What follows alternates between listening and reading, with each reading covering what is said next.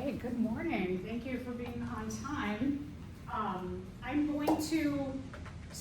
We'll start with lecture because you all are on time, and I'm gonna guess that anything I tell you, you are not the people who necessarily need to understand the rules as much as the ones we're waiting on. So we will get to kind of class rules at the end of the lecture period. So a little bit about lecture. You do not need a traditional notebook. Does anybody have my Zarowski blue notebook yet? Anybody get that one from the bookstore? No, okay. So I have a notebook in the bookstore that you will utilize to take all of your notes in. If you want to use a tablet to handwrite your notes into on Canvas, in our Canvas site. So let's take a look at Canvas, and we'll get back to this in a little bit. On our homepage, you can see Zarowski PDF just at the beginning, fourth from the top in the Getting Started module. Fourth from the top in Getting Started, it says Zarowski Notebook PDF for tablets. If you click that open, you will have a copy of the notebook that is in the bookstore. You can load that onto your tablet, and then you can take your notes right into there. Otherwise, all of your phones, tablets, computers should not be out. So if you're going to use a tablet for notes, you can keep that out. All phones, computers, put them away. Put them in a bag and away, unless you have like an emergency situation, and I want them away so that you don't see them. Not on the desktop. Put them away into a bag.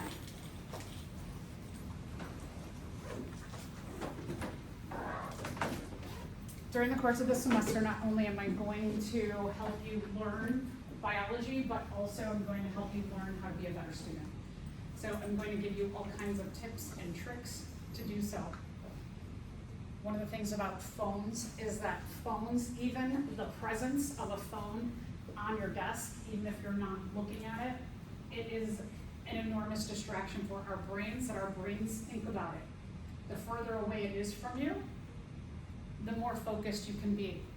There is actual research that says if you as a student leave your phone in your car, you will be way more attentive than if it is in your bag.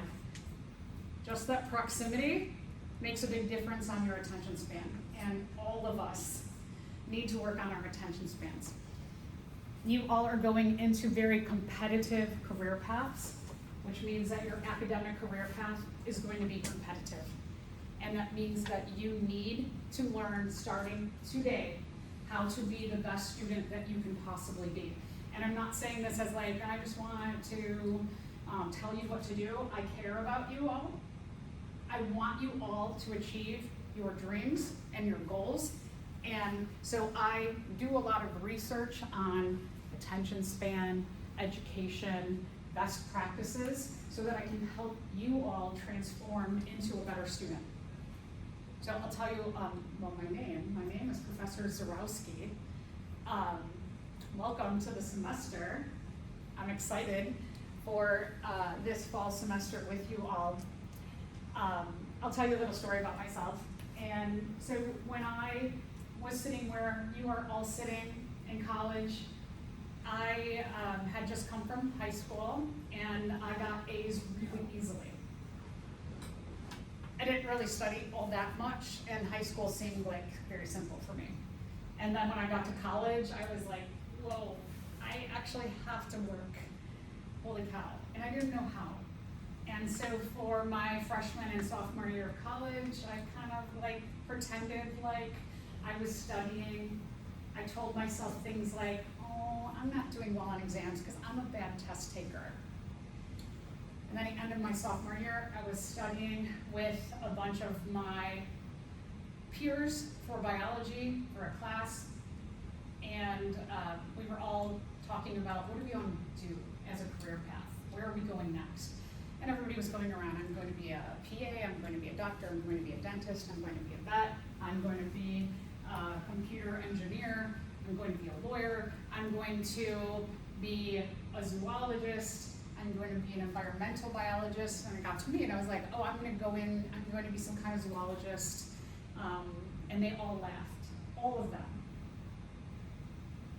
And I was like, what? And they're like, you know, you have to get a graduate degree. And I'm like, yeah. And they're like, I was like, well, what is all that? And they're like, you're not going to get into graduate school. And you know how like your parents can tell you, or your aunt, or a past teacher, someone can tell you consistently something that you need to change about yourself, but then something happens at the right time, in the right place, and you actually like hear it, and it impacts you in a totally different way.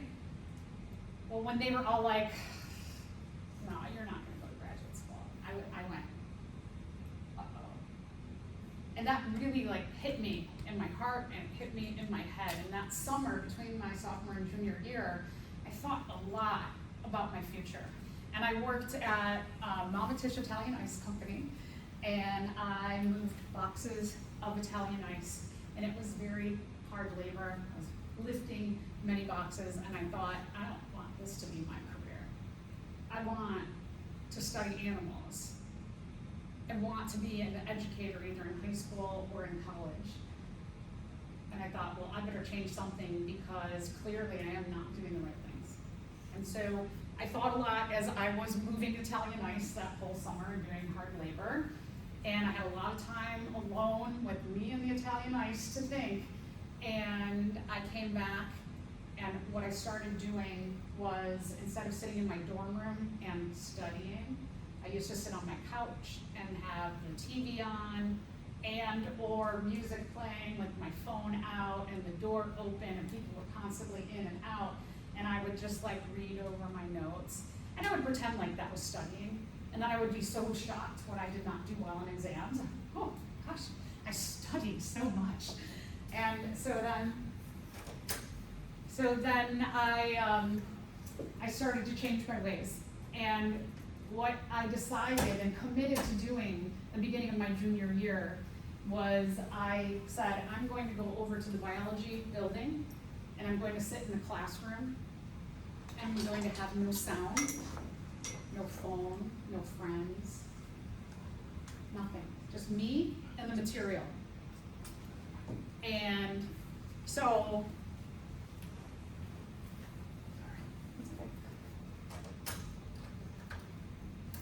and I started to go over the material and I would rewrite all my notes. And then I would quiz myself every single day.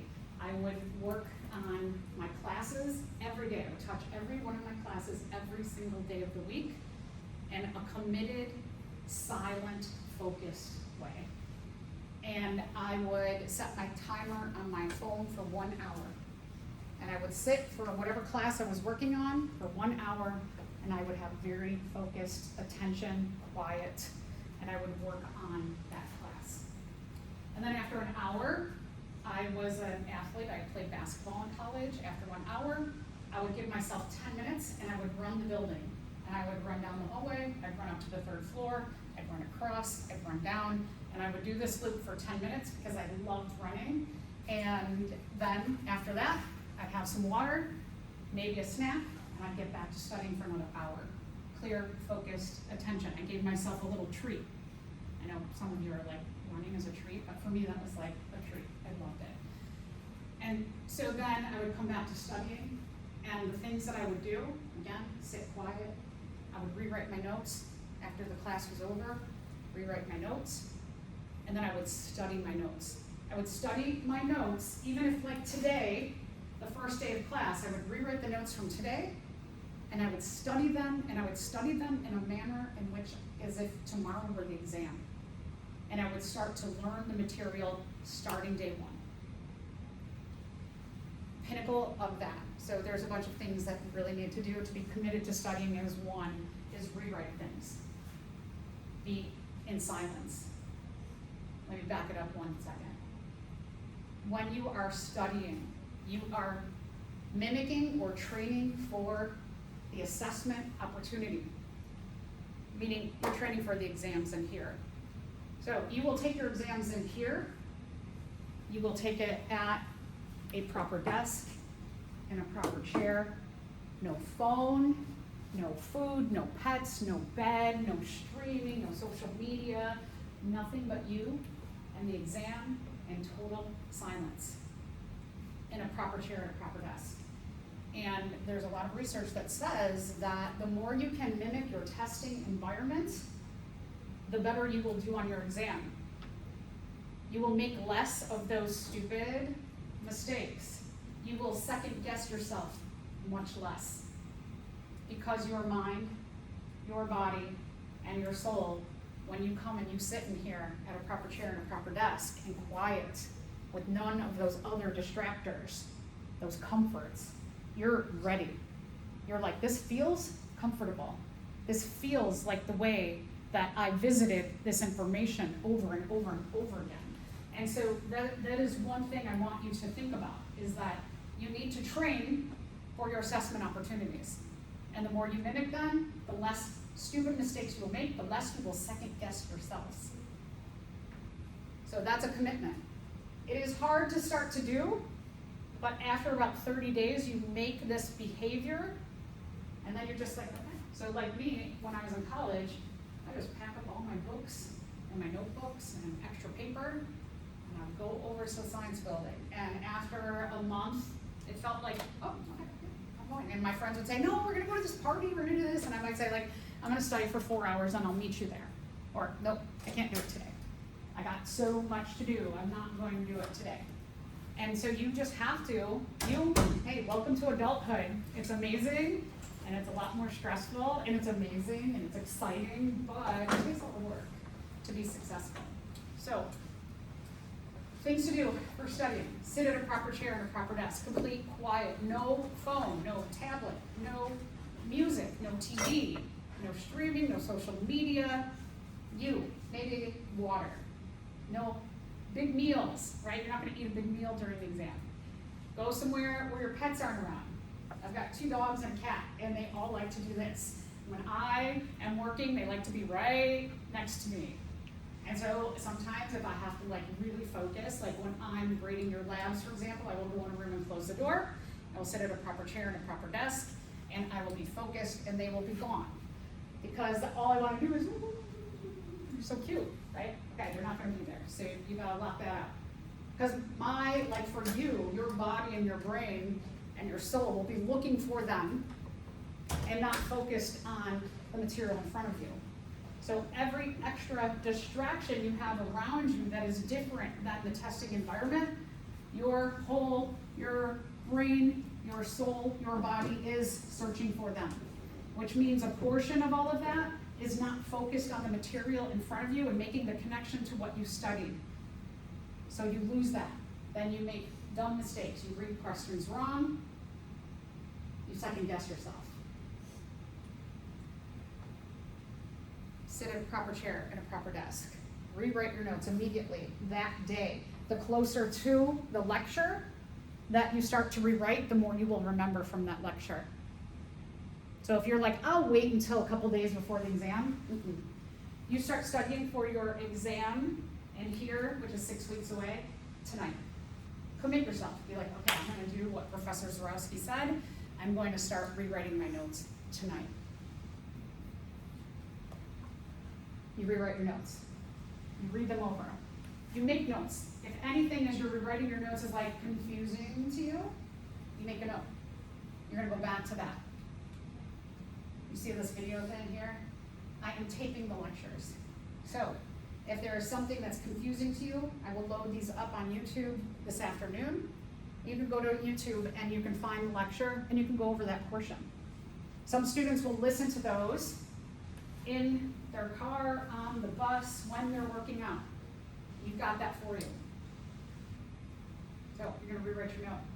You're going to make note of anything that was confusing to you that you need to go back and go over. If it's still confusing to you, make a note too, talk to me at the next class. You all have a great opportunity because right after this class, I have office hour for 2 hours, student hours. So picked everything. Lab is pretty like flexible, so you can ask me questions during lab also. So just make a note. I have students who, after some of the students who got the highest grades ever in my class were ones that during lab, they would have a note and they'd say, can you just go over this with me real quick? Can you go over this? Can you go over this? And they would come after every lecture with questions about maybe something they weren't totally clear on. You're gonna rewrite your notes. You're gonna set a proper chair, proper desk. You're gonna put everything away. No phone, no phone, no phone. You have to get used to getting rid of that phone when you're studying. No pets, no food, no meals, no bed, none of that stuff. No distractions, even the material. After you rewrite the notes and you go through them and you make sure you have clarity, then you're going to start quizzing yourself. This is the pinnacle. This is something that a lot of people don't do, and successful people do, is that you start to quiz yourself on the material. And by quizzing yourself, here's another way that you can figure out, do I understand what happened in lecture and in lab, or don't I? And that's the clearest way that you will figure out what you know and what you don't know. A lot of students will say, I'm just a bad test taker. You're not. You're bad at studying.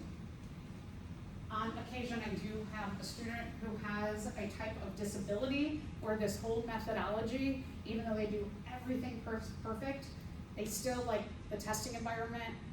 Something is, maybe it's just too many people in the room, makes them anxious.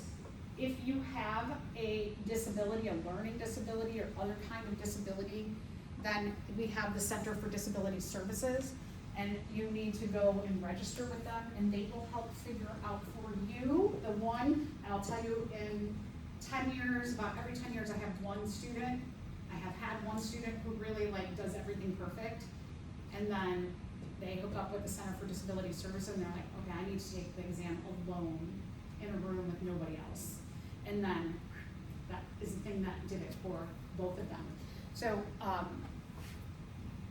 if in the past you have told yourself, like I used to say, I'm just a bad test taker. If you've been telling yourself that, let's get to the bottom of what you're doing wrong studying. Commit to everything that I just told you. It makes an enormous difference. Enormous, okay? All right, so lots of tips and tricks for you. So finish my story about me. So my bio major, it wasn't a health bio major. Some of you are going into medical and health fields. You will probably take the core biology classes, and then you'll focus on things like microbiology and anatomy and physiology. For those of you who are more of a general biology major, or you're going into like environmental biology, zoology, cell biology, some of the other kind of sides of biology away from the medical and health sciences, you will probably end up, in terms of anatomy and physiology, you will take comparative anatomy and physiology. And that compares the human anatomy and physiology with different animals around the world. It is typically your hardest class you will take as a bio major.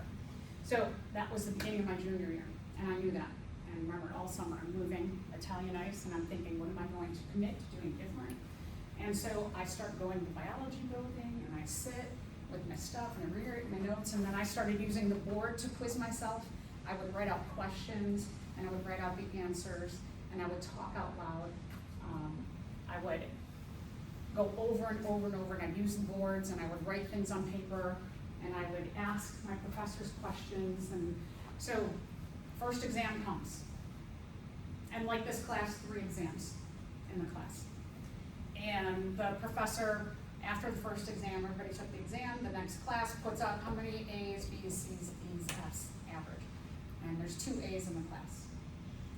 And so then there's, of course, chatter. Everybody gets their exams back. And this girl and guy were the typical ones that always got the highest grades, and so everybody's asking them, you got the A and you got the A, right? And one of them was like, yeah, but I got a low A. And the highest A, they asked the woman, they were like, was it you? And she was like, no, I got a high B. And then everybody's like, oh, okay. So now they're asking the next likely culprits to get the other A, and me and my friend Mark are sitting there. Nobody's talking to us. And then it gets down to Mark and I, and they look at us and they're like, there's no way. There's no way it was one of you two. And so I just waited a minute. And I hold up my exam, 98. I got the highest grade on that exam. So I went from being like the clown, the jester of my cohort to being the best student. And so then I knew my methodologies worked. And I committed, and I decided to make a change. So my first 2 years of college, I got A's, B's, and C's. And my last 2 years of college, I got all A's. I turned it around. Got into grad school by the skin of my teeth because I basically begged them. I was like, please look at my last 2 years. My last 2 years were straight A's. My overall GPA was a 2.9. That would not, like most, I applied to like, I think 12 grad schools, and I only got into 2. And it was because those 2 grad schools looked at my last 2 years. I'm sure everybody else went 2.9, no way. They looked at that and they just like threw my application aside. They just skipped over it, right? So you can do it, but it's up to you. And I can talk about research and how to do things better, but now you have to take what I said and you have to put it in action. And I believe you all can do it. I know you all can do it. But this mind thing, choosing to do the right thing, it's sometimes hard, right? There's that phrase that says, sometimes the best choice is not the easiest choice. And so you need to do things like tell your friends, hey, the text for the next, I love on my phone, I put it on do not disturb, and then nobody can get a hold of me. For the most part, is anything going to happen in the 2 hours that I'm doing focused grading that like I need to be contacted? Probably not, right? So, I mean, unless you're going to have like an emergency situation going on, you need to get contacted, then that's one thing. But most of the time, it's just like a bunch of nonsense that goes on, right? So you have to tell people like, I am committed to doing this, and then just do it. So you have to also get everybody else around you on board. You have to tell them, and if you say these things to friends, family, coworkers, I am on a path to excellence in college, and I need you to be supportive of that. So I will not be as available as I was, and I want you to be on my path with me. Let me be on this path to excellence. So I encourage you all to be the best version of yourself. And I try every day in every interaction that I have. I try. Do I always succeed? No. And then I think about at night, what did I do really good today? Great job, keep doing it.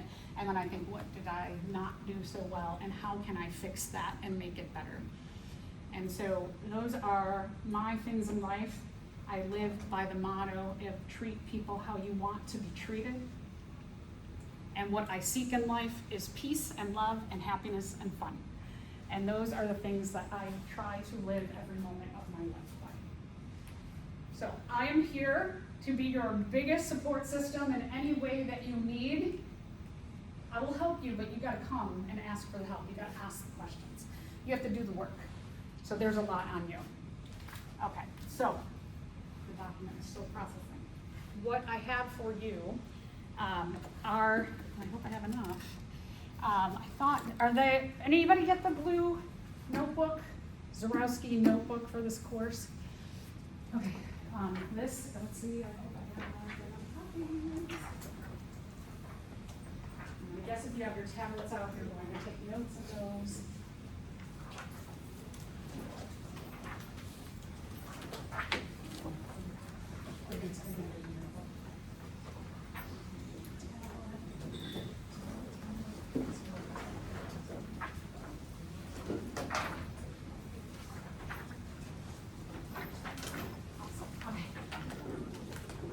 Maybe, I don't know, like this might be in your way, but this might, okay.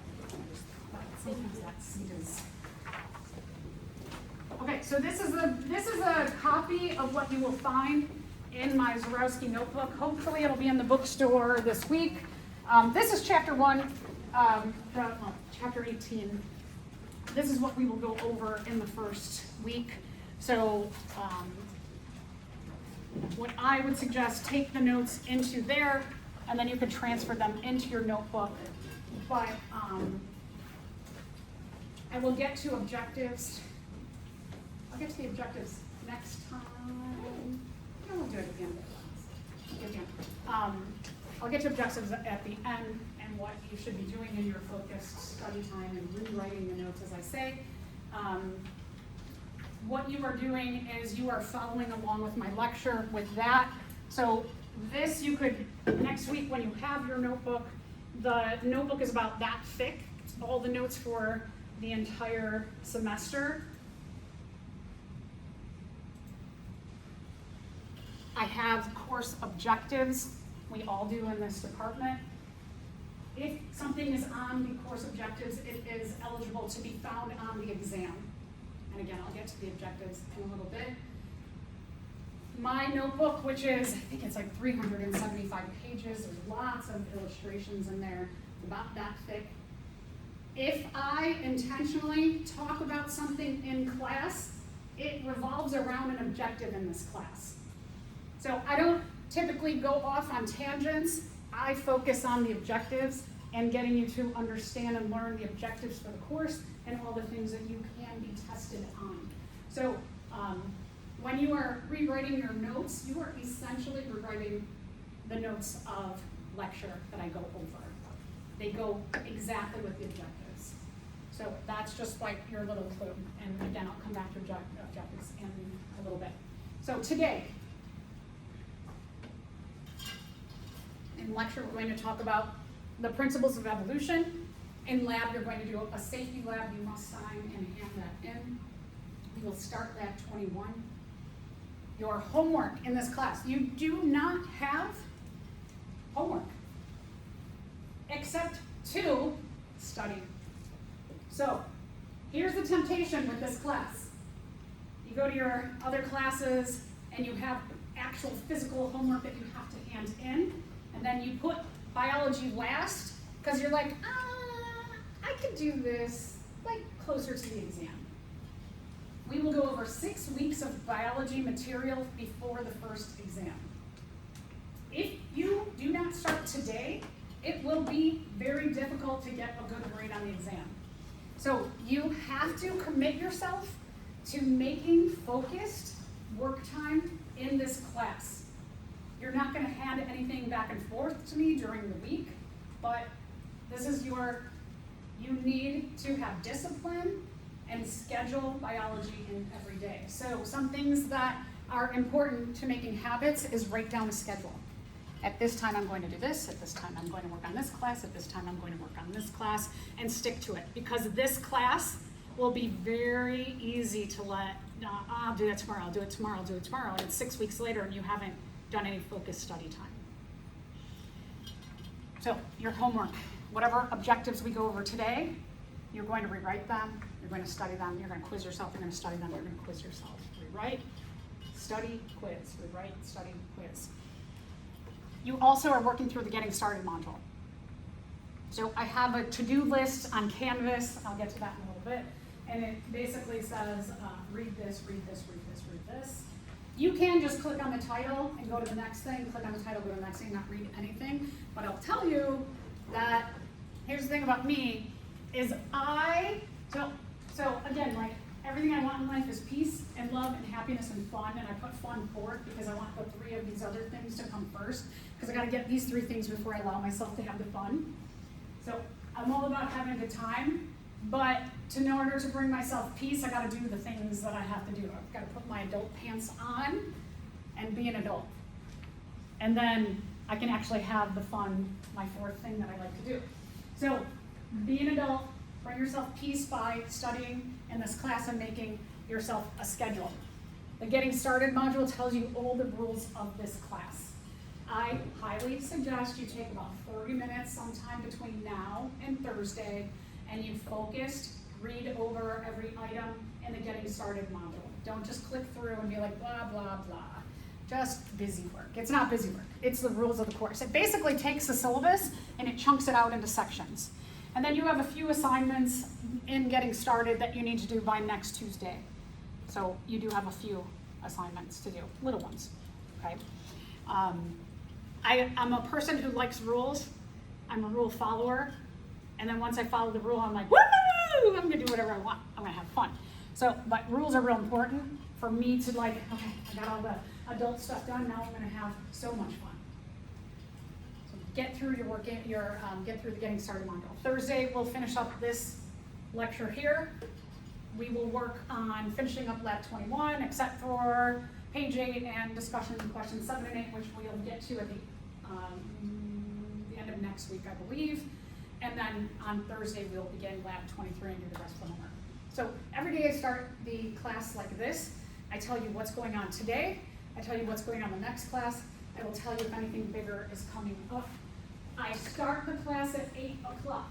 I am committed to that. You all signed up for an 8 a.m. class. You need to be here at 8 a.m. If you are not here at 8 a.m., and I understand sometimes some things happen. Yesterday, I couldn't get my car out of park, so I had to cancel class. So I know things come up. Once in a while, things come up. But something does not come up every single class. So I want you here at 8 o'clock. So you need to commit to getting up early enough that you are in this seat at 8 o'clock and ready to go. I need you to be awake. Well, you need you to be awake and focused and listening. And so remember, you're the adults who signed up for this class at 8 a.m. I will be here, I will be enthusiastic, I will help you to understand the material, but you have to help you understand the material by being focused, nourished, well-rested. If you need caffeine, whatever you need, make sure that is done and it is with you here, okay? Again, no phones. Take that phone, please, put it away. Take the phone, no phones out. Put it in your bag. Yes, no phones out. I will remind you if you have your phone out. Your phone will distract other people. So you have your phone out and everybody else's brain is like a magnet to it. So I will remind you. If you have an emergency and you need to have it out, just be like, then you have it out, okay? But for the most part, we don't need that out. It's a distractor. All right, so, again, homework. We're going to talk about objectives. You're going to write out the objectives that we cover today in class. You are going to write them out. You're going to study them. You're going to start to quiz yourself. You are going to do an introduce yourself discussion. Just answer all the questions. I don't care what format. You want to do it in a paragraph. You want to do it in bullet points, whatever you want. This is private for me. You're going to tell me your name that you want. Well, you're going to tell me the name you want to be called by. If people mispronounce your name a lot, please give me a phonetic pronunciation. I always write because my name is always mispronounced.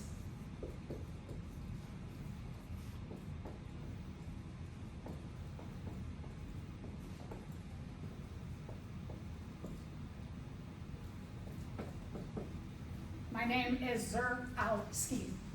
Zurowski. The ow rhymes with wow. My actual name is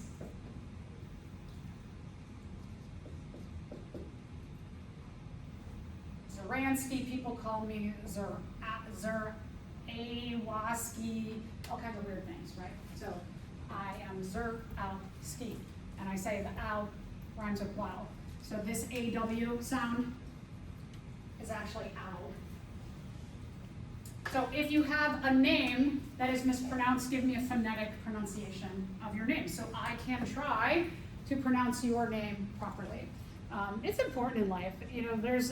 Our name is a big part of our identity. Make people call you the right thing. Help them. A lot of people are just like, oh, your name is John, I'm gonna call you Jan. No, right? You'd be like, no. Right. If you have any pronoun preferences, if you go by something other than the binary, please let me know. If you have any accommodations, you have anything with the Center for Disability Services, I want you to let me know there so that we can start working on how to better support you. You're going to do a syllabus quiz. I recommend that you go through the Getting Started module and you go chunk by chunk through Getting Started. Those are the most important things in the syllabus. There's a lot. And then you open up the syllabus and then you go to take the syllabus quiz. You can use your syllabus and Canvas while you're taking that quiz. I just want you to know my rules.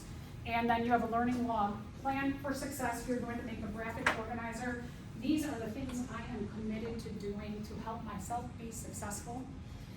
There's a lot of psychology that says when you have a goal, if you write out the goal, how I'm going to achieve that goal, when I'm going to achieve that goal, what I'm going to do to achieve that goal, and you are as detailed as possible, you are more likely to stick to those commitments.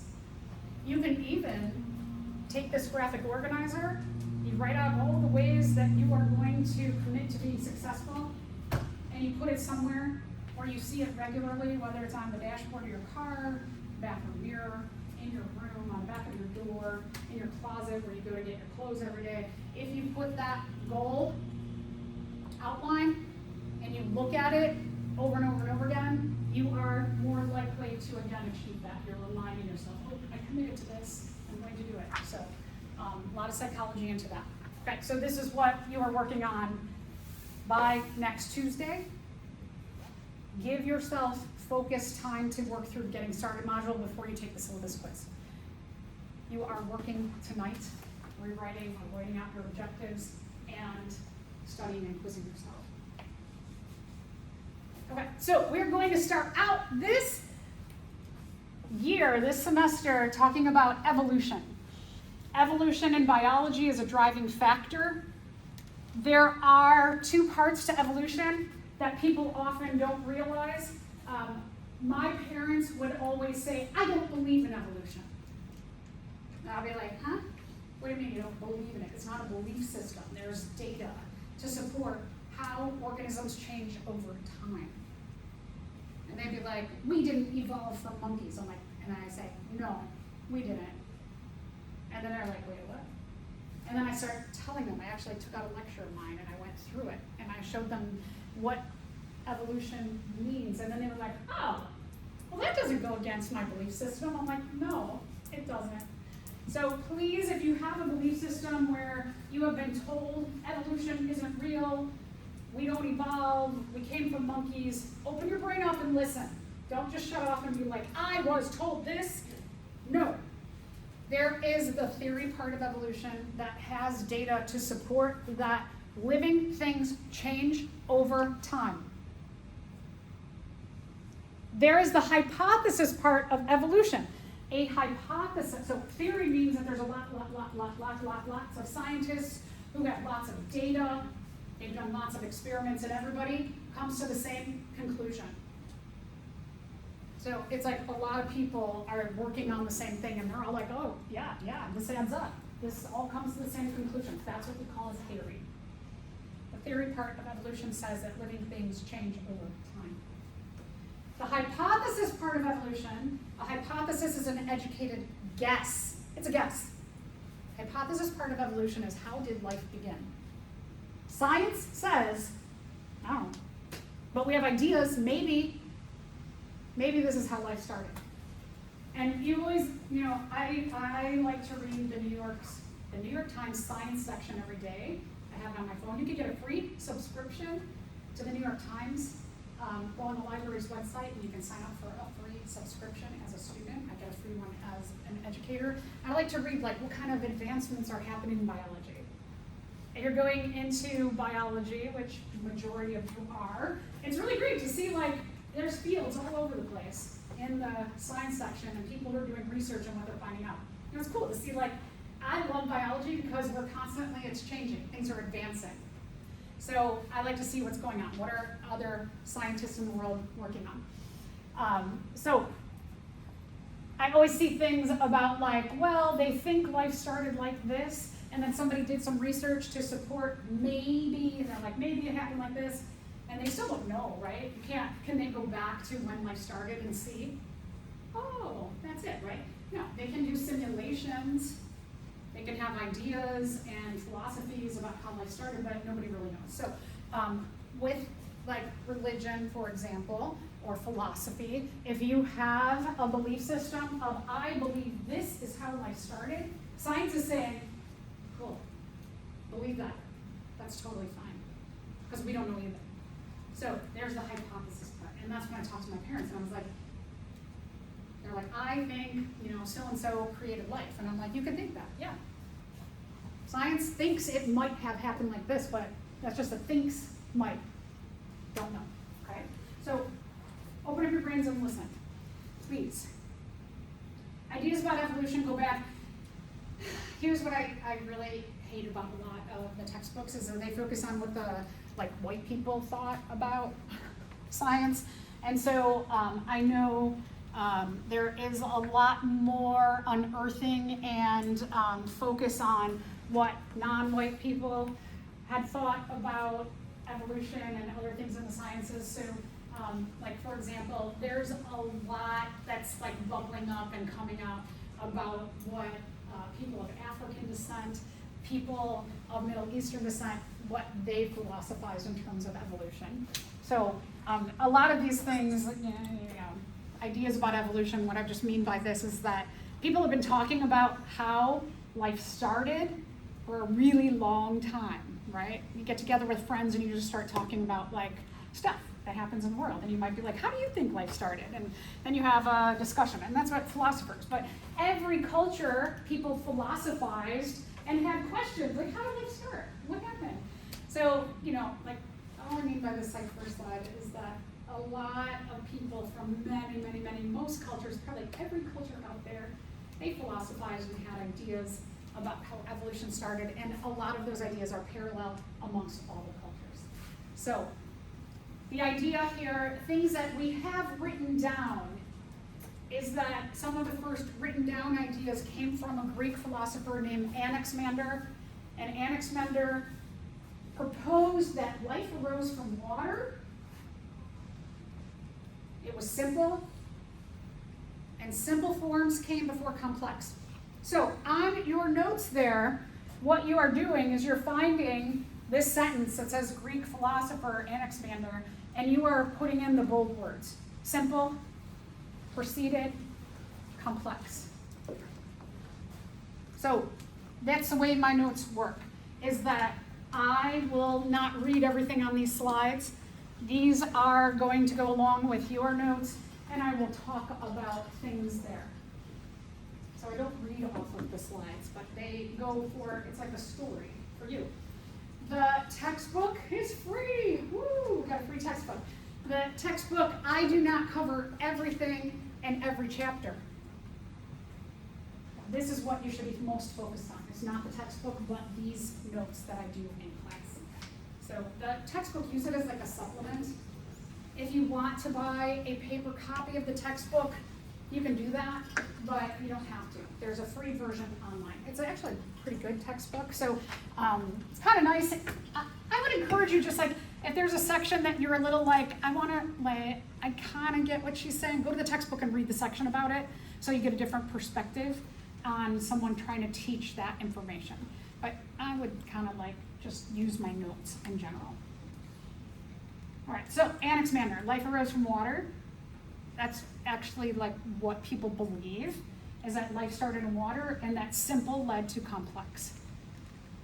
All right, then Aristotle. Not all philosophers had the right ideas, but hey, we all, one of the things that you'll find in life is that even though in college when you have a group assignment, some of you are like, I hate group assignments, because me, in the group assignment, I would generally be like, okay, what are the rules of the assignment? Let's focus and get them done. And then there's always one or two people in the group who are like, cool, well, work.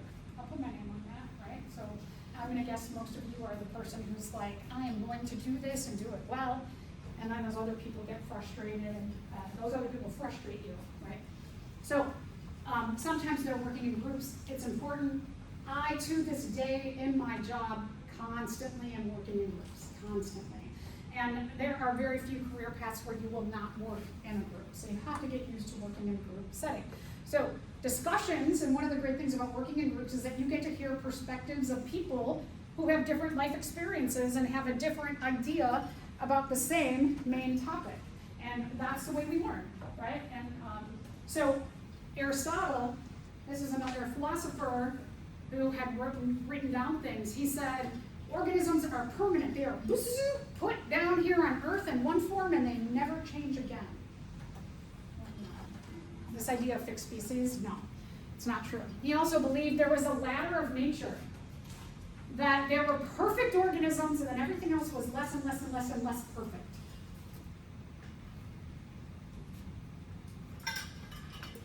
Okay, this always cracks me up. So Aristotle was like, humans are the most perfect organisms. Does anyone else think that humans are really screwing things up these days? Whew. I would take humans and I would put them below the dirt, below the atoms, because I would put plants at the top. Other organisms, I would put organisms that can photosynthesize up at the top. Because without them, there's no food, there's no oxygen, we can't metabolize. So, like we could philosophize about this for a long time, but this was what Aristotle thought, and he thought that everything was put in this form and never changed again. And then he ordered them on perfection. George S. Buffon, he had noted that in the mid-1700s that species changed over time and they were influenced by natural processes. Have you heard of natural selection? That's a big thing in evolution. And so he started to have ideas of this, the way nature is influences how a species acts or survives. Okay, that was pretty good. He also did a lot of research on fossils and species. So here's a modern day armadillo. Armadillos are about this big. They can roll up into a ball. They have this hard outer coating for protection that when they roll up into that ball, you can't get at them. If we go back millions of years, a relative of the armadillo looked like that. This was car-sized. Can you imagine going out to the parking lot and this is next to your car? It'd be kind of terrifying, wouldn't it? And the tail! Just swing its tail and kill you, right? And it has armor. It has a hard outer body and can roll up into a ball and protect itself. So, but here's the thing about evolution is a lot of times we think that when we talk about simple goes to complex, that often that means small goes to big. But this is big. And over time, as this evolved and the environment changed, being big was not favored anymore. Being smaller was favored. So simple to complex, that is the rule of thumb. Not small to big, not big to small.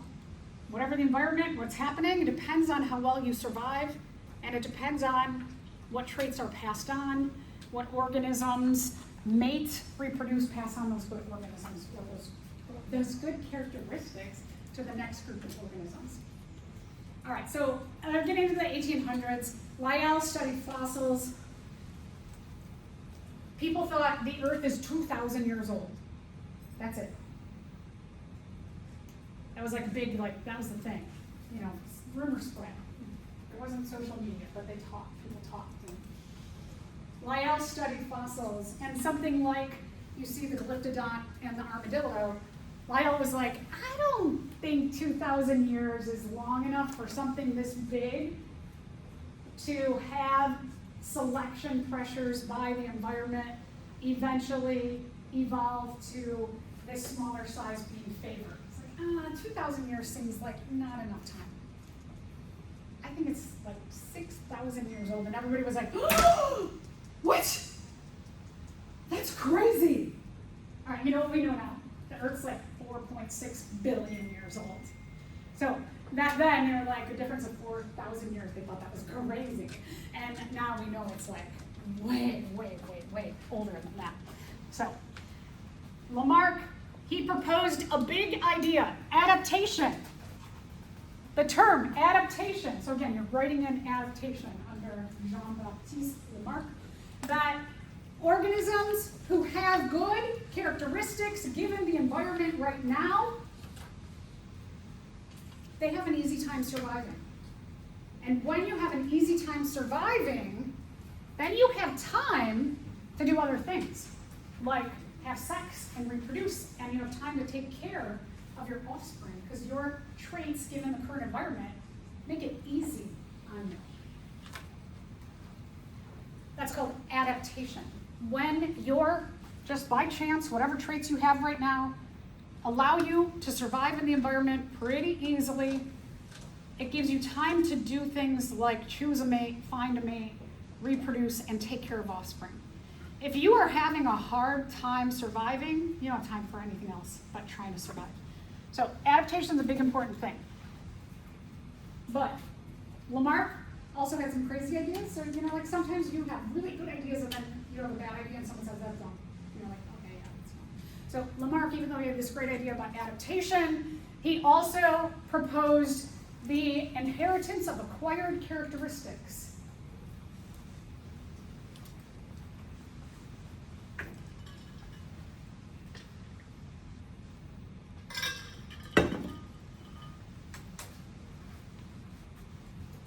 So let's think about these words. One of the things about biology that I like is that a lot of times if you just think about what does that word mean in the everyday world, you can figure out what does it mean in biology. Inheritance means that it is in the form related to genetics, that DNA is passed from parent to offspring. So he thought that your genes, your traits, or characteristics found in your genes could be acquired or gotten from your environment. Meaning that, let's say that, okay, so I have two kids, I have one bio kid and one adoptive kid. And my bio kid, what if I dyed my hair blue when I was pregnant? And I thought, I'm going to dye my hair blue because I want that bio kid to have blue hair. And when they were birthed, I was surprised when that kid had red hair and not blue. Is that dumb? Yeah, that's pretty dumb, right? Just because I dye my hair blue does not mean that my offspring is going to have blue hair. I acquired the blue hair from my environment, right? I had somebody color it blue. I'm not going to pass it on in my genes. My genes said that kid, from the genes of my husband and me, gave that kid red hair, because that's what he inherited in the genes from me and my husband. Because I dye my hair blue does not mean that he's going to inherit genes for blue hair. That's just silly. So that's what he proposed, and people were like, I don't think so. Because when I cut my hair short and my kid is born, their hair grows long and it doesn't stay short. No, that don't work, right? So you can't change something about your physical self and think that genetically it will be passed on. So that was a bad idea. So, there are some good ideas and bad ideas. That's the whole thing about culture, is that a lot of times we get together and we talk about ideas and then we change our minds. But science, we actually spend time studying something. And so this is kind of more so the white people version of ideas about evolution, but again, you could substitute these ideas in almost any culture and they were thinking the same things. Key points in studying evolution happened around this time, so between the 1800s and 1900s, and the ones that we have a lot of information from are Darwin and Wallace. And so let's talk a little bit about Charles Darwin. Charles Darwin is often called the father of inheritance, but again, there's a lot of, I would say, fathers of inheritance, somebody in every culture who had these same ideas about the same time. So Charles Darwin, he has kind of a funny story that Charles Darwin, he lived in England and he was born into an upper class family. His father was a doctor and Charles was very smart. And Dr. Dad said, Charles, you will also be a doctor. And Charles was like, I don't like blood. And he's like, Charles, you will be a doctor. I know a bunch of you probably have parents who say, you will be this, okay? So Charles was like, all right, he went to medical school and they started doing surgeries and he saw blood and he was like, passed out. And every time he started to see blood, he passed out. And he's like, yeah, you can't be passed out and doing surgeries on people, Dad. And so his dad was like, okay, well, what do you want to do? So around the 1800s, world exploratory voyages were happening. And the first round of them, captains were in a upper class, and any of the crew were in a lower class. And you know, there's always been some kind of like prejudice going on in the world, unfortunately, because humans are so dumb. But in this culture, if you were upper class, you did not associate with lower class people. And so the captain was upper class, and they would go on these like 2-year voyages, and the captain would be like, I cannot talk to you. I tell you what to do, but I cannot talk to you. And humans are social animals, and we need to socialize in person for our mental health. So like that's been a thing that's going to rise since COVID, right? A lot of us are sitting at home and we're socializing on computers, but we physically, like for our own good, we need to be in person socializing with people. So captain is like, goes crazy on these voyages. They literally go insane. Mental health, totally down the drain. And they start doing things that are nuts. And so then, you know, people are discussing, well, what can we do to solve this? Because we've got this captain, he's in charge, and we need to have some way to keep them sane. So we'll put a naturalist on board with the captain. And the naturalist, who's also higher class, they can go and they can take data and pictures and collect stuff from every point that they visit or explore, and they'll be the social companion to the captain. So Charles Darwin got to go on one of these voyages. He changed his career path, and he became a naturalist. And one that he went on was on the HMS Beagle, and they went from Europe around here, South America. They did a lot of exploring over here. They went to the Galapagos Island, kind of famous study comes out of here from Darwin, and they go all the way around the world. So when Darwin was on that voyage, you got a lot of time to think. You on a voyage for a year, 2 years, 3 years, and no phone. You can't text anybody. You got a lot of time to think. So what he thought about was that, there are these things called hares, and they were big rabbits big rabbits, small ears, thick fur. So hare, H-A-R-E.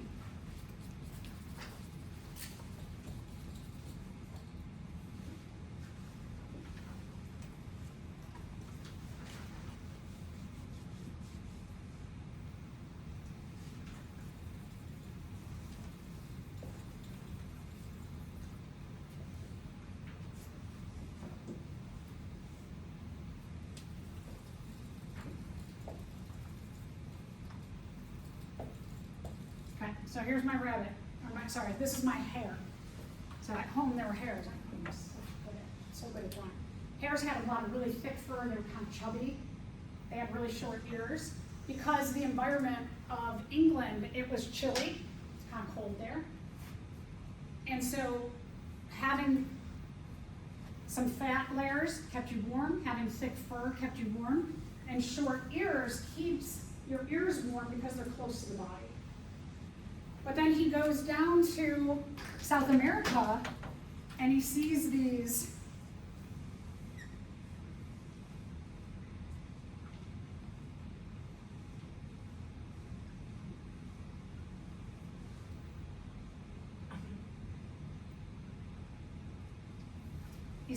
rabbits,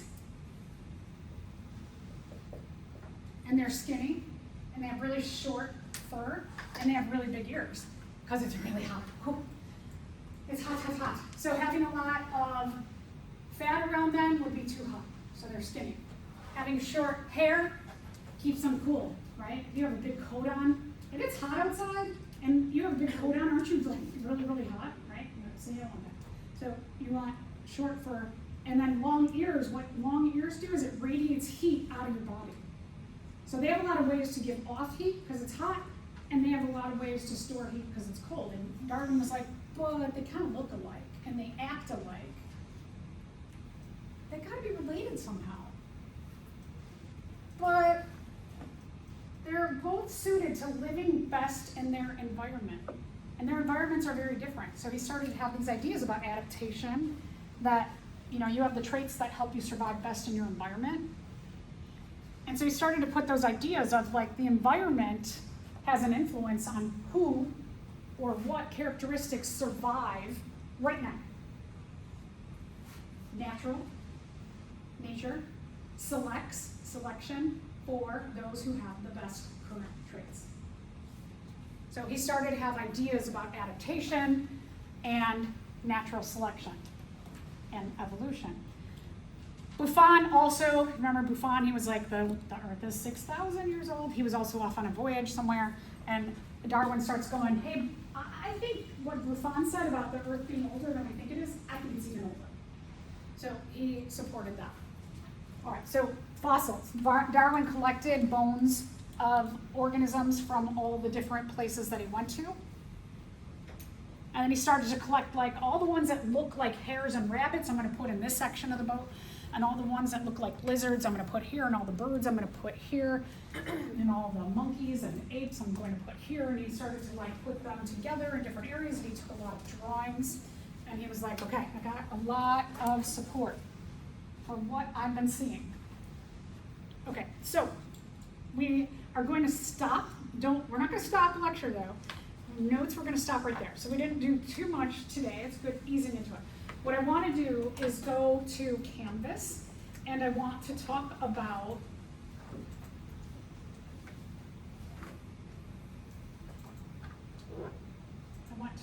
what you need to do for homework.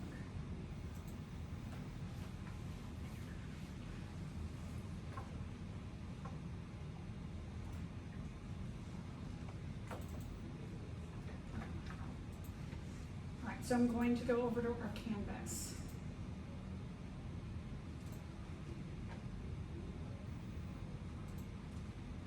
So Canvas, you can get to Canvas in a variety of places and ways. If you put in www.morainvalley.edu, the college's homepage, you can go here to log in. You could go right down to Canvas, or you can go into MV Connect, and then you can get to Canvas through there. So Canvas, on my computer here, I start typing in canvas.morainvalley.edu, and I get to Canvas directly. So whoever you want to get there. So when you open Canvas, you get to a dashboard, you see all these things. There's lots of great tools on Canvas. What I highly recommend you do, if you have not yet this week, is get the Student Canvas app, and you use your login credentials for Moraine Valley to log into Canvas. And then you will be able to do this all from your phone or your tablet, your computer, etc.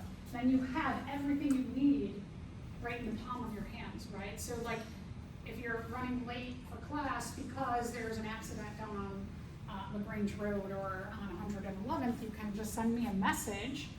Boop. You can go to the inbox and you can send me a message and say, hey, I'll be late today. I like to use Canvas for messages. I don't like to use email. I will look at Canvas because I've got it right on my phone. I'll do it in between classes. And so please try to focus on sending me messages in Canvas and not email.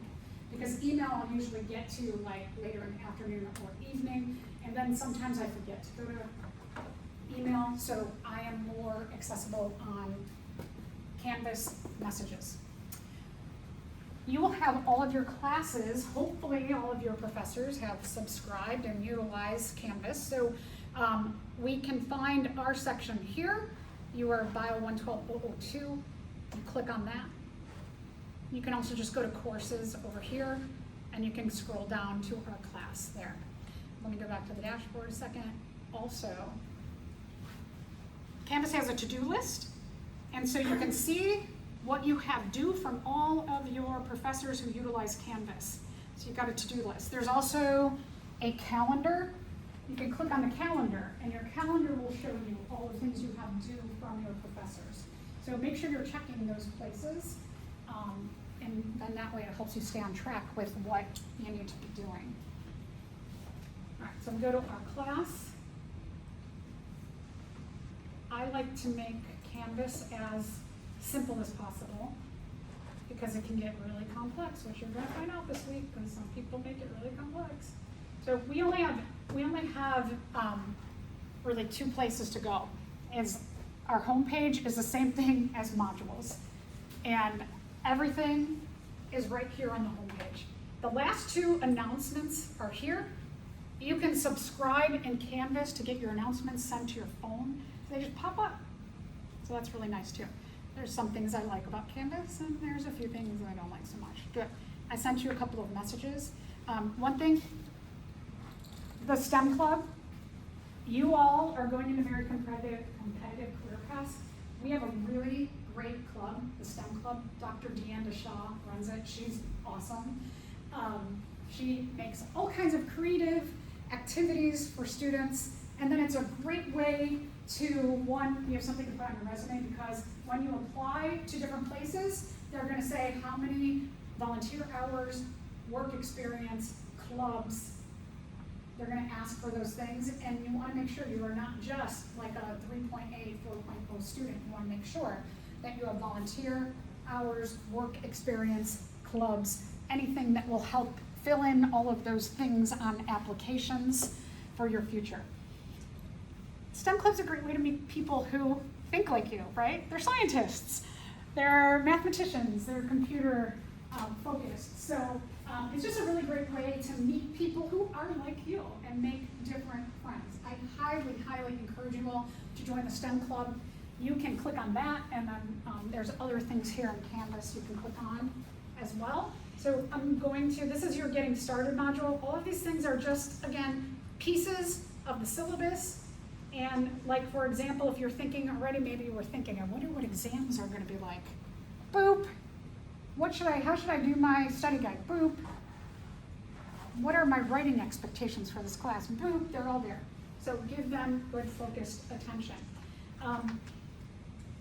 A few things, opportunities, just to point out. There's scholarships that come up. Check that every so often. Free money. A lot of students don't apply for them, so if you apply for a scholarship here, you may be the one or two people who applies. Guess who gets the money? You put in the effort. So check those out every so often. If I hear deadlines are coming up or something has been opened up, I will let you all know. There is a great program called the Greer Scholar Program. If this is your first semester, it has to be your first semester, and you are in a low income situation, there is not only free college money for you, but a great whole support system and cohort. So if that sounds like you, check that out.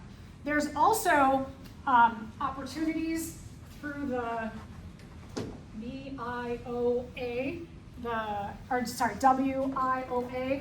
Workforce Innovation and Opportunity Act. It's, again, for people who are either in a low income situation, or you are a stay-at-home parent and you're just coming back to college and you haven't worked in quite a bit, or you got laid off from your job.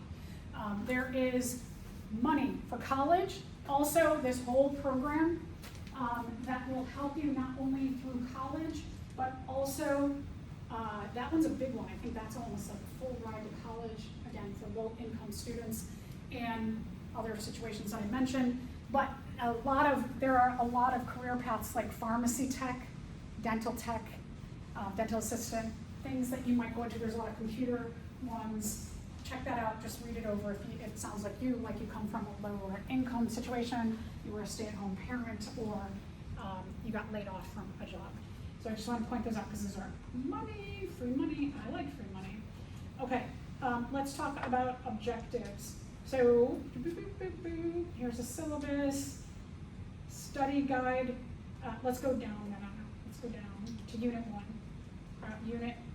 So our unit right here, we scroll down, it's the second unit. We have the getting started module or unit, and then the evolution and diversity unit. Here is your study guide objectives right here. It's the first item. Click that open. Scroll down. Click that open. I've got it in a PDF form and also a docx, so either of those works. So kind of today we went over a few of these definitions, just so far adaptation, I think, right? Yeah, so we went over adaptation, and it says list the people and ideas that shaped what we know about evolution. We went through that. We're gonna have more about that. We're gonna add on to that. So just you could start number 1 and you could define adaptation. That's all you gotta do for today. Anything that's on here can be tested, can be found on your exam. You can be tested on if it's in the objectives. My whole notebook goes with the objectives. So again, if I talk about it in class, it revolves around one of the objectives. I don't say anything in this class that is a tangent. If I talk about it, it means that it is helping you learn one of the objectives. So when you write out your objectives, so let's look at the objectives. So here's the objectives. Blah, blah, blah, blah. These are all the things that you can be tested on for the Unit 1 exam. 5 pages. 5 pages, it's going to be probably about 100 pages of notes. So I would say get studying now, right? Yeah, that to me would say, oh, there's going to be a lot here. All right, so for homework, what you are doing is you are writing up the objectives. How can you write up the objectives? 1, I want you to handwrite the objectives. You can't type them up. AI. I know all about AI. I use AI all the time to help me do things, to answer questions. So I know all about it. I know the temptation of AI. I know that writing out notes by hand helps you to learn better than typing them. There's research that says when you use your physical body more, you learn more. So writing out the notes is important. Let me show you different options for writing out the objectives. So 1, if you bought a notebook for this class, you could do all of your objectives in a notebook, and then that notebook you give to me on exam day, because the objectives are a homework assignment. You will give me the notebook, I will grade them, and I will give you the notebook back. And then you can have all your objectives in one place. This class, for those of you who are going to take any kind of board exam, the GRE, the DAT, the MCAT, any board, there's a lot of boards, lots and lots of boards. Any biology-related board, this class, I have firsthand knowledge from students who sat where you did, that this class, a lot of questions show up on bio boards. A lot. So you want to save your materials from this class. You want to save my notebook, you want to save your objectives. They will help you when you are reviewing for any kind of future boards. Okay, so notebook, back and forth. Don't rip them out of the notebook. Just give me the whole notebook. And then we pass that notebook back and forth. So this is 1 unit. Look at that, 31 pages. They did some of the objectives say draw, blah, blah, blah. So you're going to draw. If you're like, maybe like, I like to draw stuff, you can see my drawings. My drawings are not the best, but they are effective. I can get across what I need to get across in my bad drawings. So I like to draw things by hand. Sometimes I surprise myself and I'm like, that's not bad. And then sometimes I'm like, draw things out. If you're like, nope, not gonna do it, not gonna draw them out, you can make a copy of something from the internet somewhere that conveys that drawing, print it out, and paste it in, staple it in, whatever you want to do. That's up to you. Drawing, much better, because do you ever have a time when you like draw something out or you wrote something out, and then you're somewhere, like the grocery store? I will just write down my list of what I need at the grocery store, and I can crumple that up and throw it away. And I get to the grocery store and I can see that list in my brain, right? I can physically see it because I wrote it out. So that's the way my brain works. I write things out and then I throw them away. Okay, so 31 pages. Does this look pretty thorough? Yeah, pretty thorough. So I will grade you on your objectives on a scale of 1 to 5. 5, you did a great job. 4, you didn't do a perfect job. It was okay. Maybe you didn't draw everything. Maybe you had like 15 pages and not 30 pages. I'm going to give you a 4. And if you're like, I did 15 pages, I'll be like, you should have done at least 30. So you can do better. 3 is like, maybe like, you did 5 pages, not so great. 2, you did like 2 pages. 1, you didn't do anything, so, or not, you did a little tiny bit. You did maybe like half the objectives, and you did really, really poorly. So I will grade you in that scale. So there's an example, notebook back and forth. Tablet. I love when we can use technology in a productive way. So you can do them on a tablet in a program. See, handwritten. Great. Colors help you remember things, like you can see, right? When you highlight stuff, you can see that in your brain. So you can write it into a tablet program. This person didn't want to draw this, so they copied and pasted it in.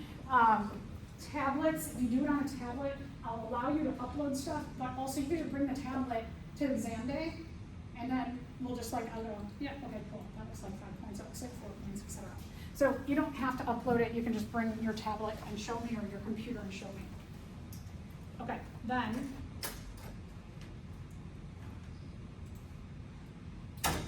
you could do note cards. If you like to do note cards, make a pack of note cards. You can put a rubber band around them, put them in a plastic bag, hand them in, I'll give them back to you. So, just different ways. I had one student recorded all of their objectives, and then they showed me the recordings. I was like, interesting. Do what serves you best as a learner. Don't do what you think is going to please me, because I don't really care how you do them. I want you to do them in a way that is effective, clear, and supports you best as a learner. So you've got lots of options in the way to do the objectives, but start tonight. You don't have that much to do, but just get yourself into the habit. I do have bio homework. I'm going to write up that little bit of notes that we did with Professor Zorowski today. Okay, then I'm trying to think about other things. Go through the Getting Started module. A couple other things. I expect you to be on time. I will be on time. I expect you to be on time. If once in a while you're late, I get it. We're human. Things happen. Once in a while I might hit traffic and I might be late. So I am not super if you are late, you are out. Things happen. But if you are consistently late all the time, I'm going to say to you, nope, bye. If you just keep coming in late, nope, sorry, you don't get to come today. And if you are consistently late, you don't get to come to lab either. And if you don't come to lecture, unless it's an emergency and you have contacted me and told me why you couldn't be in lecture, you are not in lecture, you are not in lab. You're not allowed. So you need to be here at 8. You signed up for this. So make sure that you are here. I expect you when you're here, phones away, focused, have a little bit of food, a little bit of drink, caffeine, water, etc. Come prepared. So we will leave here between 9:15 and 9:30. I will try to make the most of every minute I am with you. So from here, we will go to 121. It's a lab room right straight it's on the other side of the building, but straight that way. So we will go there. If you need to go to the restroom, stop at the restroom, fill up your water bottle. But I would say hold off on getting in line. Hold on. Just make sure you're listening before you're acting up. Hold off on getting in line to get a coffee. Once we get into lab, I will do a lab introduction. Here's what we're doing today. Here's where you'll find things. Here's the information you need. And then once I say, okay, get started, then you can go get your coffee or something at the coffee bar. Take your break then, because I know a lot of students are like, I just want to get going. And I like to make the most of everybody's time. Okay? So I think the door should be open on 121. It's over there. Table one.